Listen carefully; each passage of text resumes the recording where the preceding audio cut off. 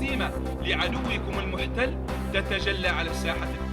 ويا ليوث التضحية والإقدام. נגד. לאה נס, בנימין נתניהו, נגד. חנא סוייד, נגד.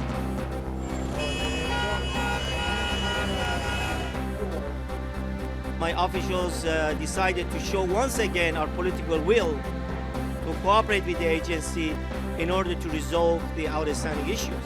أصدر السيد الرئيس بشار الأسد صباح اليوم المرسوم رقم 194 الذي يقضي بتكليف الدكتور رياض فريد حجاب بتشكيل حكومة جديدة. Ben uzun boylu olduğum için yani çok zor.